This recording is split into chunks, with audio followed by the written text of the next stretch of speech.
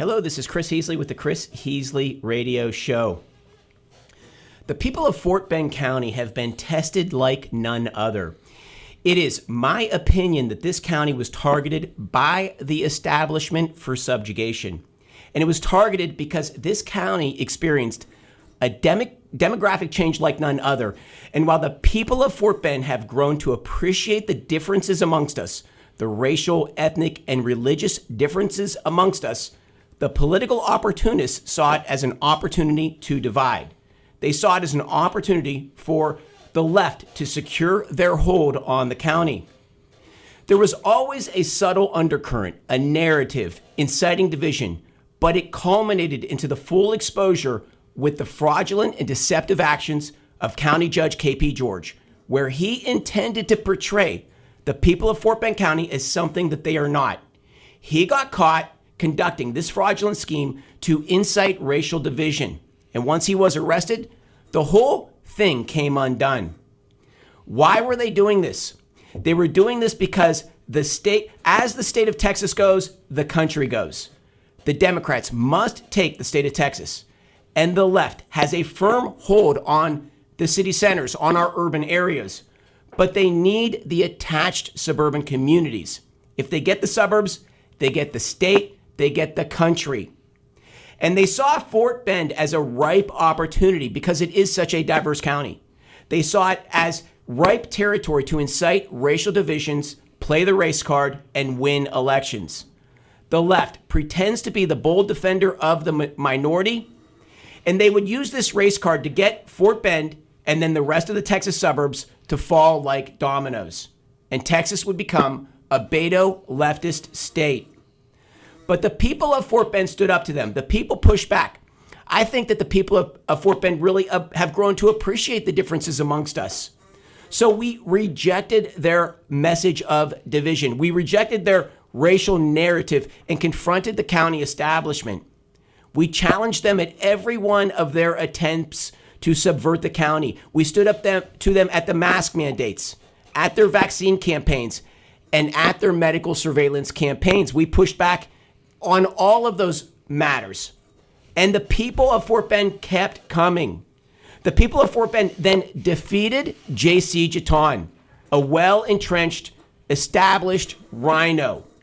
We presented possibly the firmest defense of Ken Paxton when they were attempting to impeach him. The people of Fort Bend stood behind Ken Paxton in a firm defense. And then groups like Freedom Matters Action Group sprung up and let them know that we were not going away. Freedom Matters Action Group created a Rumble channel to specifically police the actions of the local county government. So we delivered, the people of Fort Bend delivered the establishment one defeat after another. And then think about it from their perspective. Think about it from the establishment's perspective. They intended to take this county. This county was theirs. This county has a multi-billion-dollar operating budget that they must secure their hold over. And they are losing it. They cannot have this outcome. From the establishment's perspective, it is a problem because now the people are deciding their political outcomes. The people are determining their own fates. And this cannot happen. This is impermissible. And so the question is, has things sort of shifted to a new tactic? As the state sees the establishment lose their hold on the county, are tactics switching? As K.P. George withers away and J.C. Jeton is quickly becoming a name of the past, are there new opportunists arising to take their place? Are new players wanting to become the new establishment? And this new potential establishment, is it forming within the grassroots movement itself? Because things are getting really weird with the grassroots movement. And where the left once constructed events for their political outcome, we now have to ask the question, is the same thing happen again? Is the right doing the same thing? Is the right constructing events for another political outcome? Is there a new plan? And is part of this plan to create division within the grassroots movement? And then support candidates that will ensure tough talk and little to no action. Conservative candidates that essentially get nothing done and create another decade of establishment control on Fort Bend County. Because again, things are getting weird in Fort Bend. And it is as if we are witnessing an attempt to create new personas in Fort Bend, larger than life characters. It is if out of thin air, a new set of thought leaders are arising to the surface. Self-prescribed, self-deemed thought leaders. A sort of new wise elder class being selected to lead the grassroots movement.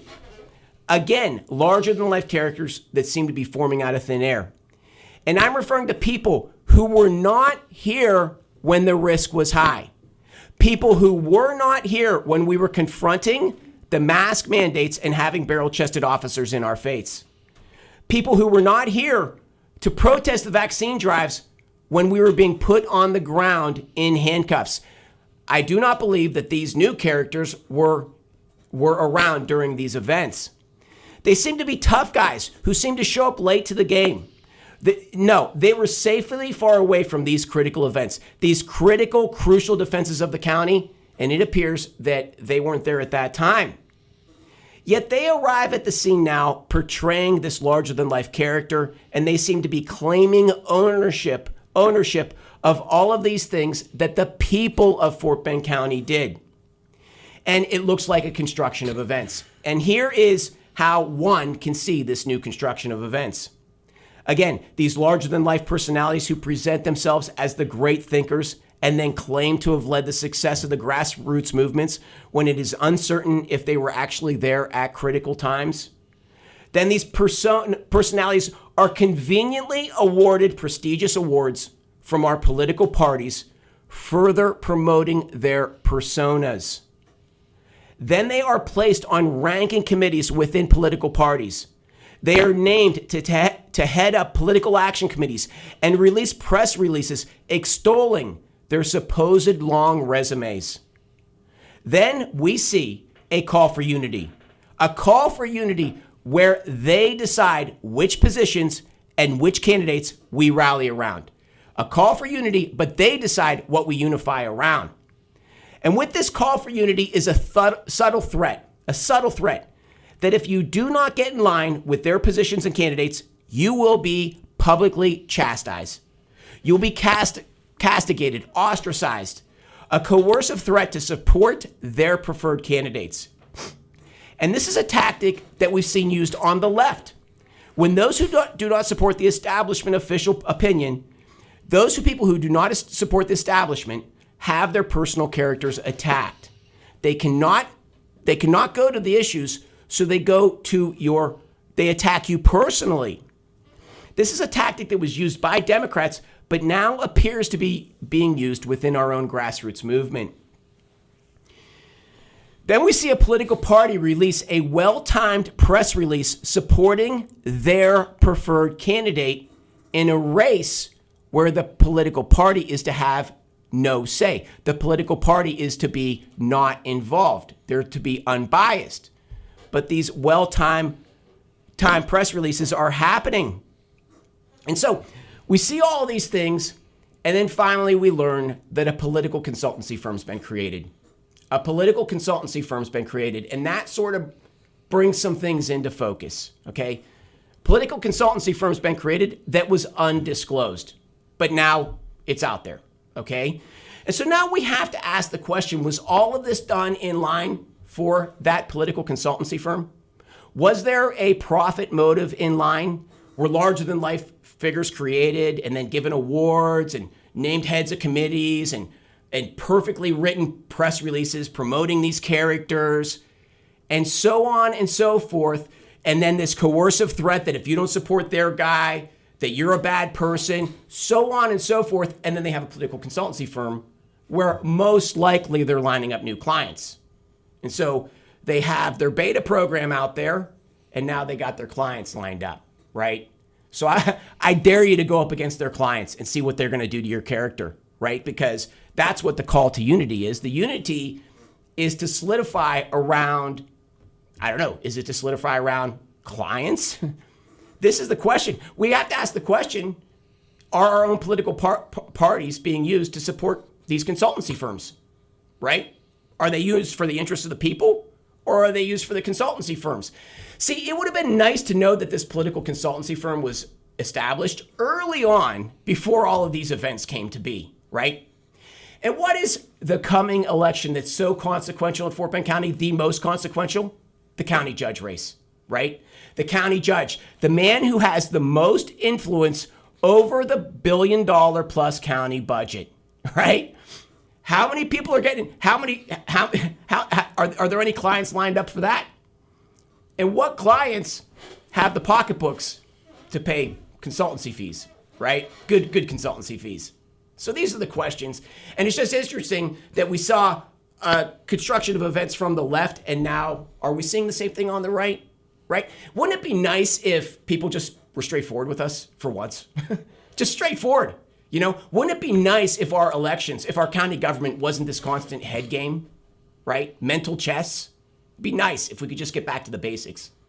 And with that being said, this is the Chris Heasley Show. And on this show, we will give you all the ideas, the content, the information that you need to take back your village, your borough, your school district, your city, your county, our great Texas counties, your state, the great state of Texas, and our country. But there's an obligation that comes with this show, and the obligation is on you to get involved at the local level, because change only happens at the local level. And there's obviously a lot of political exercises happening at the local level that seem to be under the radar. So we need more people to, turn over rocks and find out what the truth is about things. It's a full-time job.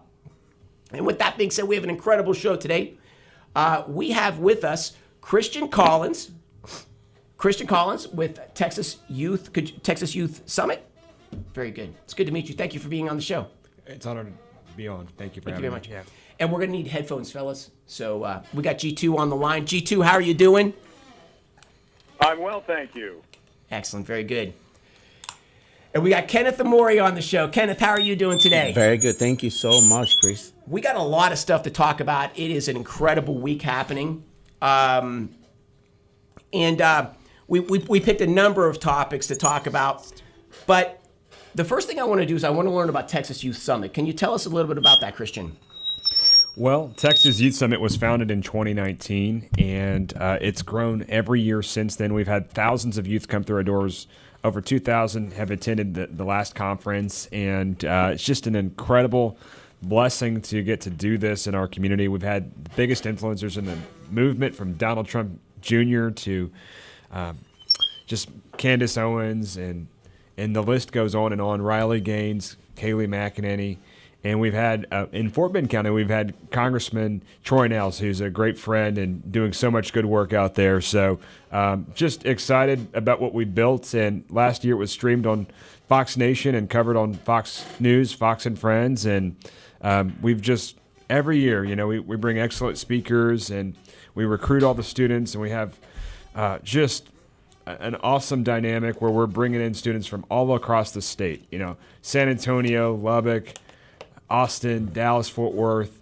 They're coming here to Houston, which is the fourth largest city in the country, and they're being educated on Judeo-Christian and conservative values. And Kenneth is on the advisory council board of what we're doing. Thankful for the work that you've done to support what we're about, and he really cares about the youth too. So it's exciting. It's a lot of fun. Awesome, man. Good deal. Well, it's good to hear. I know Troy Nehls is a big supporter of President Trump, and in Fort Bend County, we have a considerable Trump movement in Fort Bend County. And I mean, what we're going to talk about today is the great things that are happening from the Trump administration.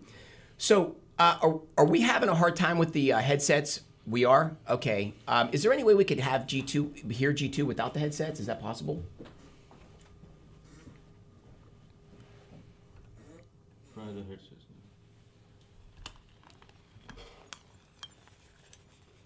No good, huh? Before I took it off, G2, can you talk?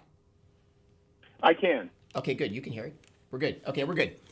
Okay, so the first thing I want to talk about is I am getting a heck of a lot pushback from a good friend, a very good friend, who is really concerned about, with the tariffs, with the rising prices of the rising prices of everyday goods.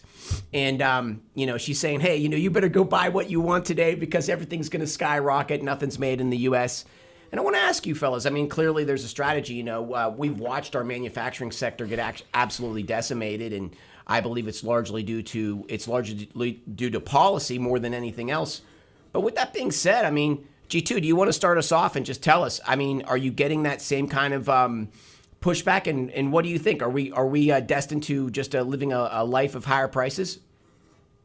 The media has spent a lot of time whipping up this fear of tariffs, but the reality is tariffs will apply to a certain set of products we buy, and look at the tariff structure. So now we're at a tariff that is a 10% sort of standard or normal tariff, and a 20% premium because the Chinese Communist Party continues to create the precursors for fentanyl. So at this point, they're responsible for about 400,000 dead Americans with fentanyl. So, that extra 20% tariff can come off whenever the Democrat Party, the Chinese Communist Party, and the cartels stop moving fentanyl around the country. Now, of course, I include the Democrat Party in that because they're the ones that fight to keep the border under control of the cartels so the fentanyl can flow. That evil triangle of organizations has killed 400,000 people. I will tell you, I don't care what the extra 20% does to prices. We have got to do something to get China to stop pushing this chemical weapon to the cartels and the cartels from killing U.S. Now, the good news is, in just I guess it was 50 days, Donald Trump and his team got operational control of the border, so that helps a little bit. But when you think about the tariffs overall, all these other countries use a combination of tariffs and non-tariff barriers to trade to keep U.S. goods from going into their country. I think what we're going to find as this evolves is that their tariffs are going to come down. There are other barriers that they use to keep U.S. goods out of their countries are going to come down. And we're going to see that the tariffs in general aren't really going to have the impact that the media would like us to believe. Now, on the other hand, I don't think they're going to generate as much revenue as some people say. It's not going to be enough, for example, to eliminate the debt, to service the debt and pay it off. But I'm hearing a lot of that, and in the end, let's watch what happens. I'm expecting the same outcome as happened in Trump term one, where we saw, because of the tax and trade policy changes, we saw onshoring of industry for the first time in the last 40 years. Now we've got trillions of dollars of private investment into the United States. I don't think we understand yet how important that is. Those trillions of dollars that are going to come in here that are private money will replace the government money that this economy is dependent upon now. So think of this tariff thing not just as defending us against or sort of taking action against the fentanyl attack, but also rebalancing the trade and economic world so that we are on an actual free trade, open playing field. Donald Trump's the first free trade president of our lives. And then as we shift away from an economy driven by regulation and government money to an economy driven by private investment, decisions being made by interested parties, sort of a capitalist free market economy, I think this is going to unleash so much prosperity. We're not going to be talking about tariffs and the impact they have on costs in the future. Last point, remember that the thing that drives up prices, all of this inflation has not come from tariffs. All of this inflation has come from the government printing money. When we stop that, we stop inflation. Well, a piece of this inflation, to be more accurate, also came from the regulatory burden on things like oil and gas and energy in general, the drive for this crazy green energy stuff. That drove up the cost of energy and thereby the cost of everything. Trump's regulatory reform will drive down costs by getting rid of that burden that drives up costs on energy and other elements. And on the other side, we're going to have free trade and a massive wave of private investment. What he is setting the table for is an incredible economic surge and a period of prosperity that we don't fully understand yet. This is going to be tremendous. But I suspect a year from now, we're not going to be talking about tariffs causing prices to go up. What do you think, Christian? I think President Trump has done all of the right things up to this point to get us back on track. We've been ripped off for so long, and I think that China deal that just happened is huge. I'm incredibly proud of the work that he's done. And look, a lot of people in the Republican Party are not supportive of tariffs, but when they see what President Trump has done, they recognize that this guy knows what he's doing. He means business. He's got a business background, and he's doing the things that he needs to do to ensure that we have financial stability as a nation for the long term. So I will just quickly chime in on tariffs, because a lot of us see tariffs on the news every day, and not everyone who sees tariff or hear about tariffs knows exactly what tariffs are. So in a very quick summary, let me sort of break it down Please. to everyone who is listening so they have an understanding of what tariff is. So think about having kids in your neighborhood that sells lemonade. They have lemonade stands in your neighborhood, okay? And the head of that neighborhood wants to encourage more lemonades to be sold in that neighborhood. And then there are kids from other neighborhoods who actually wants to sell their own lemonade in your own neighborhood. And then they bring their lemonade to your neighborhood to sell. Now, because you want to encourage the kids in your neighborhood to sell more lemonade, you introduce a fee or a charge to the kids from outside the neighborhood's lemonade. So the effect of that is the lemonades that are being sold from outside the neighborhood, from the kids outside the neighborhood, is a little bit more expensive. So it creates more room for those kids in your neighborhood to sell more lemonade. That's the exact idea of why tariffs are being introduced, to encourage the local production and manufacturing of American goods. Well, tariffs were in place for the first 150 years of the country, and they went way around. They were there. President McKinley was a big supporter of tariffs. He was very Trump-esque. His administration was very similar to President Trump's, and the country was flush with cash, and industries were protected. And so what we saw was this move to sort of expose our industries to foreign competition, while at the same time replace that income source with the income tax, which is a complete erosion of our income. So what we saw before was no income tax. Our money was protected. There was no Federal Reserve. They couldn't dilute our money. Our industries were protected with the Federal Reserve. And around 1910 to 1913, all of those went away. Tariffs went away. The Federal Reserve was introduced to start becoming the printing machine, which G2 had mentioned. And the income tax is initiated, which is a complete erosion of our wealth, which, by the way, funded the endless wars. All those things funded the endless wars. Then we saw ourselves in one war after another, one bloody engagement after another. And to me, I feel like the best is yet to come. I feel like we sort of had this, we were sort of enslaved without knowing it. And I think that the introduction of tariffs, I think that it's going to be a hugely positive thing. Let's ask right now, though. I mean, what about, because one of the things that everyone's talking about is the prices of everyday goods. Eggs have gone down. Can you guys talk on that? Where are we at right now with the price of everyday goods? Just open that to anyone. Well, with if I may chime in, with every new policy, of course, before policies are being enacted or taken by any government, you want to look at the merits and the demerits, right? If the merit outweighs the demerits, you embark on that policy.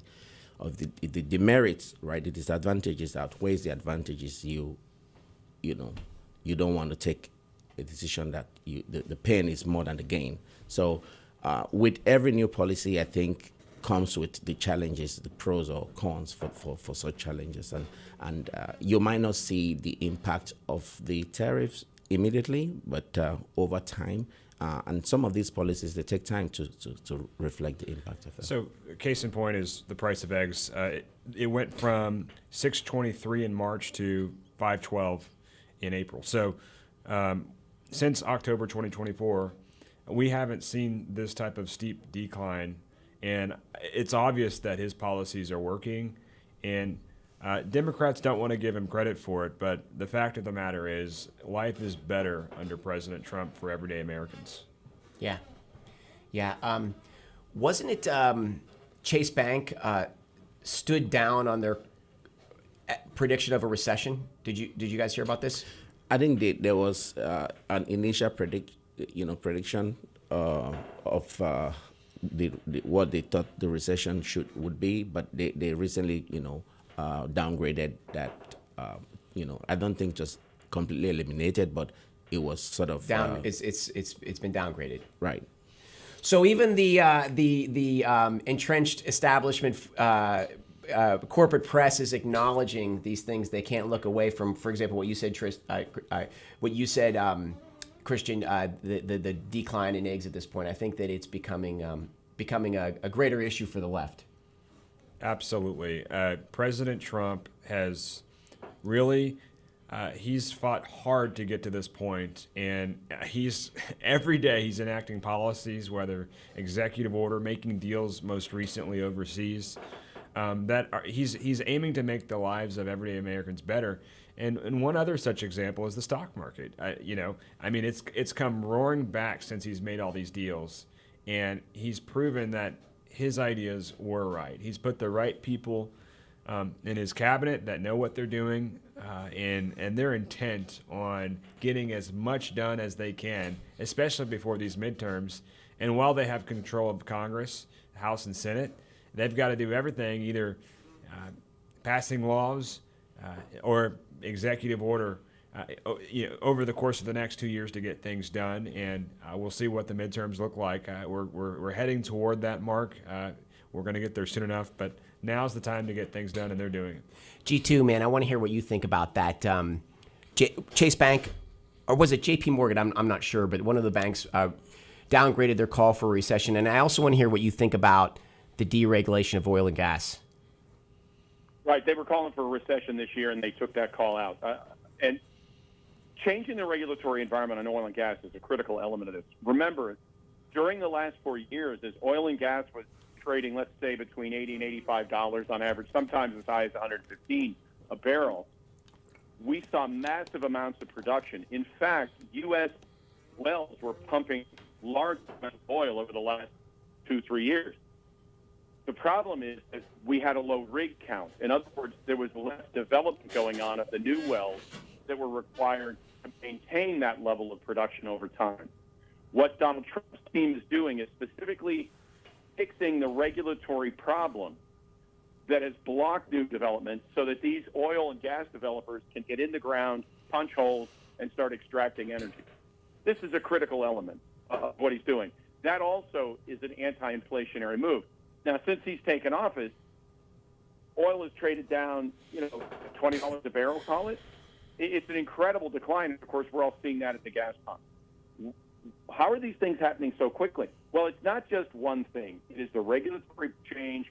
It is the policy change. It is the fact that private investment is being encouraged, not dissuaded.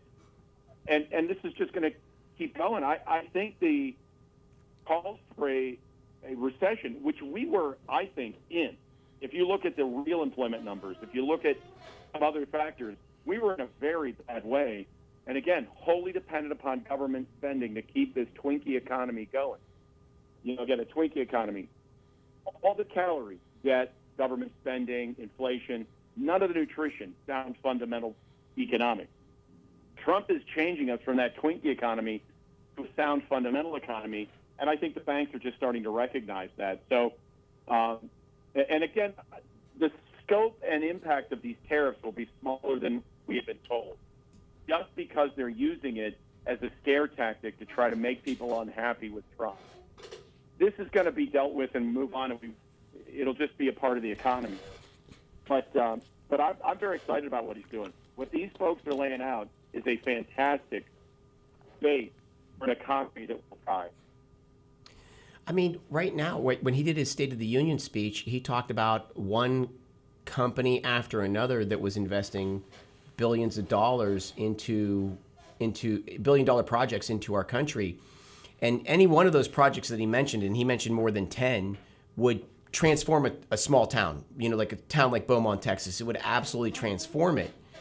And I have to think with all of these measures, it's just going to be a compounding effect on our country.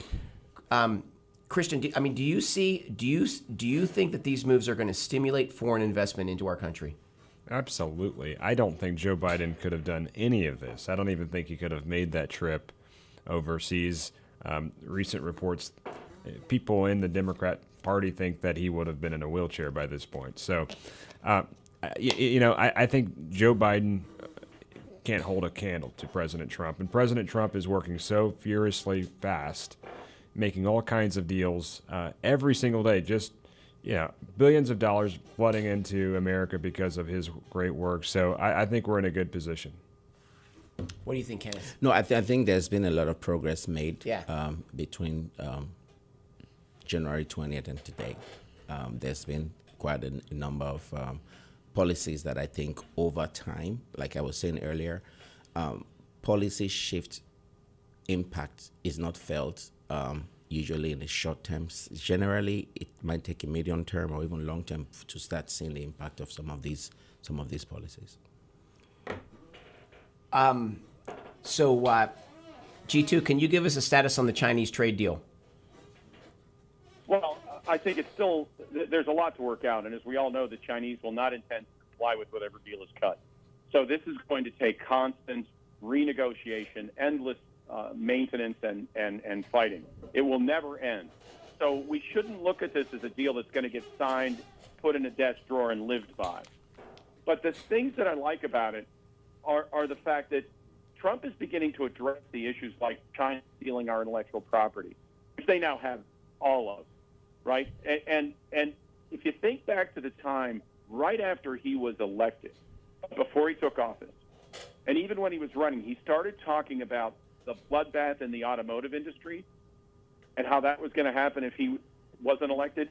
The Chinese were building large electric vehicle facilities, manufacturing facilities in Mexico with the intention of using those for triangle trade, meaning they would ship materials made or elements made in China into Mexico for final assembly, and then using the free trade deal between Mexico and the U.S., ship them here without any tariff. Trump came in and said, I'm going to put 100% tariff on those cars. Make as many as you want. Let's be clear. With China's tools, subsidies, tariffs, non-tariff barriers to trade, all the things that they do to make their products appear cheaper, manipulating their currency, those car plants were being designed to destroy our automotive supply chains in the U.S. And Trump stopped that. This Chinese thing is not, these aren't our friends, right? We're wholly dependent upon them and they on us. But these aren't our friends. So there are so many elements of this that it won't be figured out in the near term or settled, permanently. But starting out with a 30% tariff is a fantastic first step. And let's go back to the first Trump term. When he brought China to its knees in those 36 months, 17, 18, 19, and got them to sign that trade deal, they were so angry we got COVID. They had no intention of being brought to the knees. He's done it once. He'll do it again. And I think we're going to end up with a much better relationship with China from a trade standpoint. I mean, the way I see it, these things, if he doesn't make these moves, we are completely toast. Everything that you just listed, dropping the Wuhan flu on us, manipulating the currency to take our industry away from us. Who knows what politicians are on their payroll who are passing this legislation to ensure that the industry goes there and never comes back. Then we see a whole American industry built on this exportation of our livelihoods, and then a political arm to support it on top of that, a lobbyist arm. How you have to be a bull in a China shop, right? Is there any other way than to just confront this bully head on like President Trump is doing? Open question. No, there's no other way to do it. We can't be kind and thoughtful and slow and plodding. We have to be aggressive. Let's not leave academia out of this discussion. Remember that in Trump's first term, he went around, he had the marshals arrest a group of professors at universities around the country because they were taking money from DARPA, our technical defense research element in the Pentagon. They were developing technology under agreement of confidentiality, top secret intellectual property was being developed, and then they were selling that same intellectual property to the CCP for cash. And he started to go after that. You know that the minute he was taken out of office, all of that enforcement stopped, and China resumed its position in our academic world. Now, he is beginning to deport students who aren't complying with their visa requirements. Remember, anyone who comes here from China comes with the blessing of the CCP and with a legal obligation to spy on behalf of the CCP if they are asked to do so. Once again, it's another element, just as you said, there's so many elements here. This is one that nobody thinks about, but Trump is already beginning to act on. Now, he's not deporting people now for spying on for the CCP just yet. I believe that is coming. And there are hundreds of thousands of Chinese students in this country, Chinese operatives here with student visas. So it's going to be a hard fight. And if America wants to be soft and squishy and cuddly, we'll lose. We need someone who's willing to plant his foot and negotiate on our behalf and then fight to win. Yeah, I mean, if I we think had gotten Trump, it wasn't going to be 4 years of bad policy from some leftist, whoever Kamala Harris worked for. It was going to be permanent loss. Okay. I don't know how the United States would have recovered. Okay. Senator Louise Coolcourse finally got her bill passed, which prevented certain entities from certain foreign countries from being able to purchase land in the state of Texas. I believe it passed. Again, that's completely in line with what President Trump is doing. Christian, are we not seeing the most formidable defense of our industry and our people in the history of modern times? Absolutely. There's no way we should have Chinese Communist Party in any way involved in our country, and their leaders, their people, shouldn't be buying up our land here in Texas. And I'm so glad that Lois Coolcourse has put a stop to this and bringing out that bill, and now that it's passed. And so, we're going to do everything that we can to protect our homeland, but we cannot continue to have people that are squishy on this issue. We need to have tough people. Yeah. No, I mean, I think there needs to be a lot of, educating our people, and it starts from the grassroots. We in Fort Bend County, we need to bring grassroots mobilization, get people aware of not just what's happening on the national scene. I mean, on the national scene, I think, we're doing very well. But even locally, there needs to be a lot of education for people in our county to be able to get on board. And because right now, I mean, you know what's going on with the leadership of the county. There's a lot of lack of transparency, right? Accountability. There's crisis of trust currently that exists in the leadership in our county. And I think that's something that we should be also focused on, especially as Fort Bend County residents. I like to say Steve Bannon, right? So Steve Bannon starts his show off with the song "Taking Down the CCP."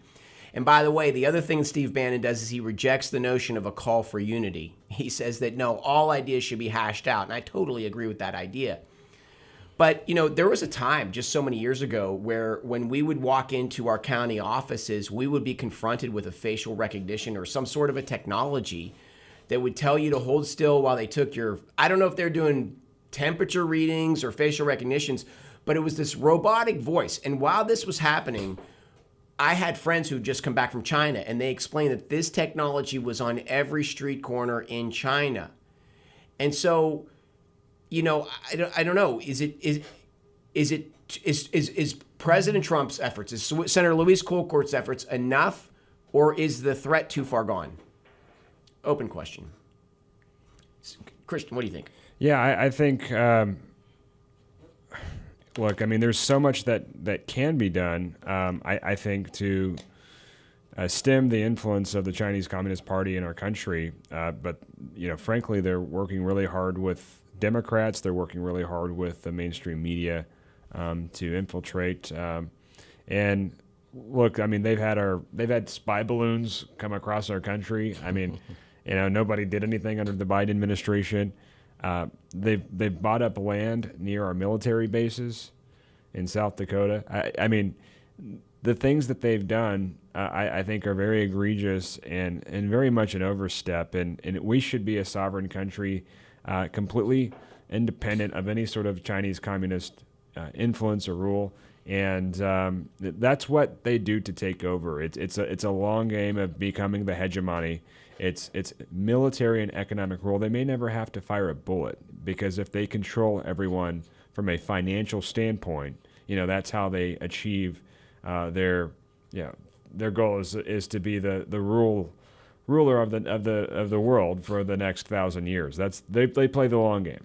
Yeah, and then what did Biden do? He waited until that balloon got all the way over our country, was off the coast, I think, of South Carolina, and then he shot it down after it had already did an intake of all of our sensitive data and sent that. General Flynn said that he was in meetings where they had attained information where Chinese generals. This is during the Wuhan flu time of our country, where Chinese generals were literally picking Florida buildings that they wanted to have for their own once the takeover was over. Now, I don't know if that's a really extreme scenario that he was talking about, but I think that it sort of gives an idea of what was on the tips of everyone's minds. I'd like to remind everybody, when the Wuhan flu was dropped on us, the Texas Democrats were initiating a red flag scare, right? The red flag laws. They wanted to completely replicate the Australian model, where people were locked in their homes. You couldn't go for a run. They were pushing the vaccine campaign while they were concurrently pushing mandatory masks.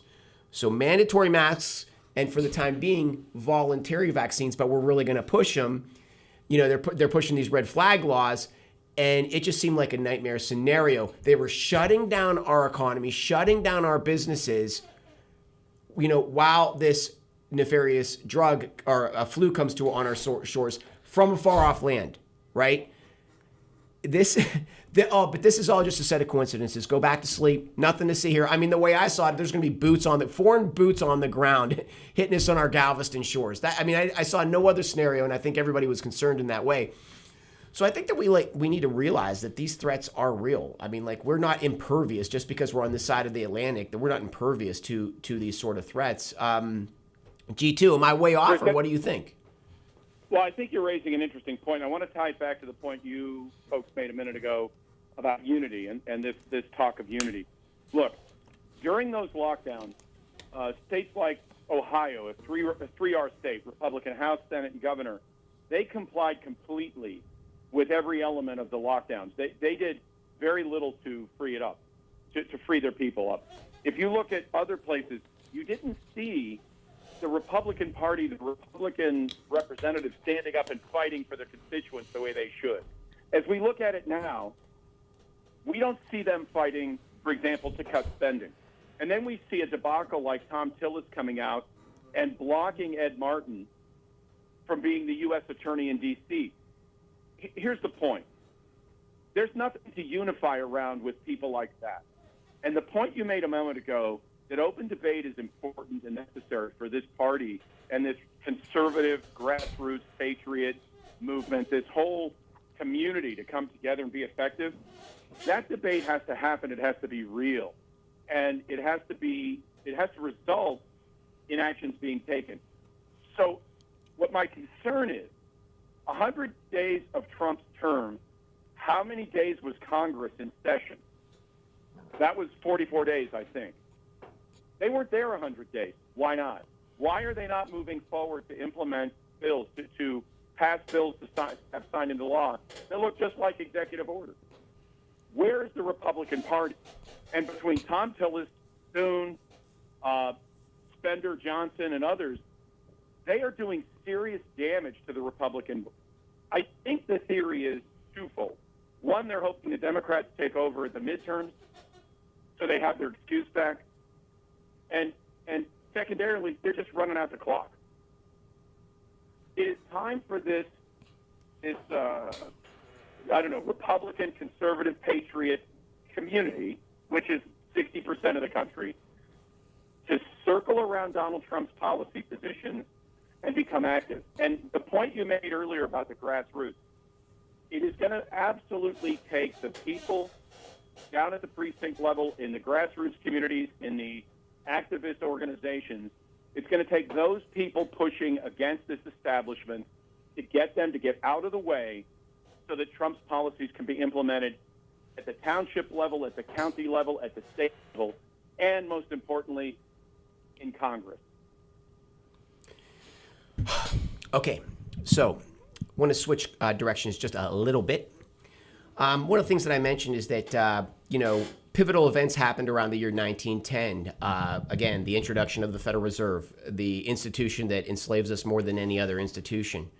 The implementation of the income tax, a completely obscene thought at the time, but they got away with it. The removal of the protection of our industry by the removal of trade, of tariffs. But there was something else that they did at that time, and they propped up the idea that putting heavy metals in our water was a good thing, and they did this, and now we have heavy metals in our water across the country. It's normal, but the state of Florida just passed a law, as I understand it, making this illegal. And I think that's a momentous event. Before we started the show, Christian played a video of it was a funny video, AI generated video of RFK sort of mocking what is it called? G2. It's called astrazine. Yeah. Is that what it's called? Astrazine. Yeah. Which is another chemical put in our foods to tinker with the gender makeup of our children. And my question for you is, to me, that appears to be another assault on our people. Are we not seeing momentous change in that direction at all? Do you guys have an opinion on this new law in Florida removing heavy metals from our water? Well, I mean, I'm not a health care expert, so I might not be able to speak to the specificity of that. But one thing I can say for sure, they removed fluoride from our water in Florida. For sure, is I think the direction that the administration is moving towards is such that would help move our kids, and we do care about kids a lot. Christian just talked about Texas Youth Summit, for which we are very, very involved, to be able to not just teach but also build these young stars for what is to come. There's a lot of, and if we think the fight or the war is over, it's just beginning. Actually, right. It's not over. Okay, let me ask you this: if Meadows Place, Texas, or Fort Bend County as a whole said, someone proposed the idea. If I proposed the idea, Commissioner's Court, hey guys, I want to propose the idea to ban all fluoride from our water in Fort Bend County. What do you guys think of that? I'll rely on what the expert would say about that. I'll rely on that. Okay. Likewise, I'm not a health expert, but if RFK thinks that that's going to help our society and humanity, I think that's a good thing. Right. So what you're saying is that RFK, I think, is building huge amounts of credibility, but it was Ron DeSantis. Ron DeSantis came out and said it's got to go. And I'm fairly certain that RFK Jr. is not going to protest that. I think that he's in line with it. What do you think, G2? I think they should take it out. I don't understand why they're still doing this, and it's great that we have now a group of people inside the regulatory regime on our health sector that are actually focusing on health, something that's not been done in modern history as far as we can now tell. Yeah. I don't know, man. Big things coming in all directions. Big things coming in all directions. I want to just go ahead, huh? One more thing that Trump's doing. During Trump's term 1, the administration went out and worked with the U.S. Marshals to arrest child traffickers. As you know, as everyone knows, over the last 4 years of the Democrat-Biden administration, the federal government partnered with child traffickers, with the cartels. I don't say that lightly. They partnered with them. And just in a cabinet meeting a couple of weeks ago, the Secretary of Health and Human Services said he was going to take the Health and Human Services department, that department of our federal government, out of the child trafficking industry supply chain. Now imagine how crazy it is that that's a statement made at a cabinet meeting at the White House, and it's not a joke, it's not a farce. But we are now in a place where Health and Human Services has been removed from its role in working with the cartels to traffic children. And the Department of Justice, including the FBI in Trump Term 2, are now going after child traffickers in a big way. So this 764 Child Trafficking International Network, they're taking it down. They arrested another 115 people, or rescued 115 children. I think they arrested over 200 people a couple of days ago.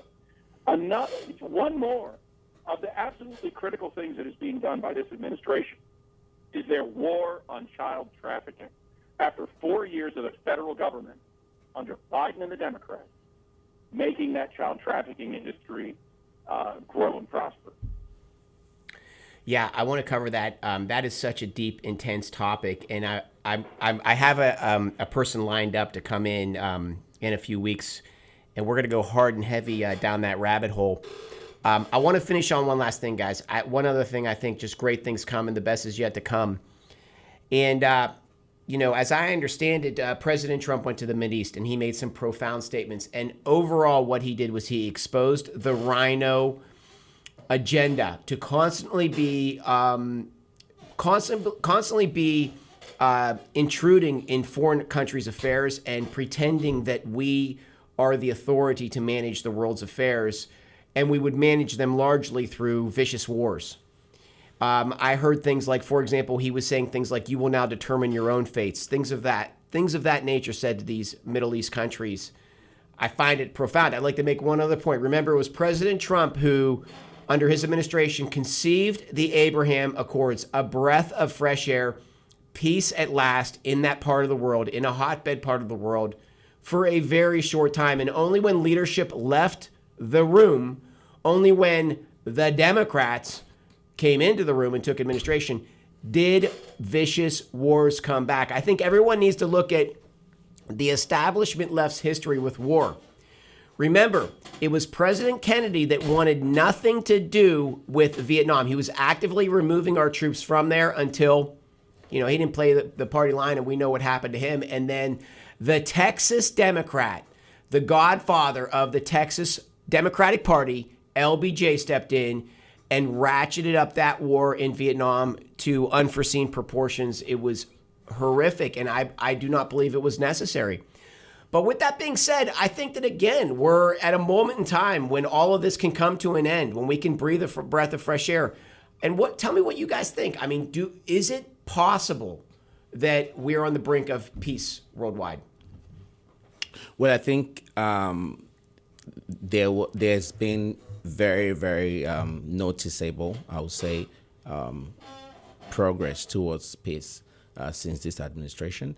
And right before the inauguration of this administration, I'm sure we all read when Zelensky said that if there was anyone who actually can initiate peace in between Russia and Ukraine, was President Trump. He said that? Yeah. If there was anyone who could actually institute peace, that he believes it's going to be from President Trump. So he is not an admirer of President Trump. Right. So for him to make a statement like that, I think that goes to show the kind of confidence that other leaders repose on him. But beyond just that, I mean, overall, there's been quite a number of, right now, the U.S. and Iran, they're actually having some negotiations going on how to get that nuclear plan with Iran out of the way. So there's so much, I think, going on in the world. Yeah, and I know my argument is confronted with some serious pushback because we are still in a prickly patch. I mean, we're still in a tinderbox situation. But again, I am arguing that leadership usually prevails, and I'm going to put my money on President Trump. I think he's going to pull us out of this. I think we're on the brink of world peace. Christian, what do you think? I think for all the great work that President Trump has done in his first administration and all the great work that he's going to do in his second, if they gave a Nobel Peace Prize to Barack Obama for just the fact that his name was Obama and he was the first president to look like he did, I think we should give President Trump, based on all of the work that he's done so far, the Nobel Peace Prize. Obviously, here in Texas, we don't decide that. I mean, that's decided in other places. But, President Trump has done great work, and I'm so grateful that he's commander in chief. His policies of peace through strength. The rest of the world is put on notice, and he's a very tough guy. They know not to mess with America. It's hard to ignore what he's doing. In all facets, we see this establishment effort just sort of lay down their guns, right? We see the J.P. Morgan remove their forecast for recession. We see the Chinese. I believe that they acquiesced on their their staunch anti-trade stance. I believe that even the Federal Reserve is slowly being whittled away.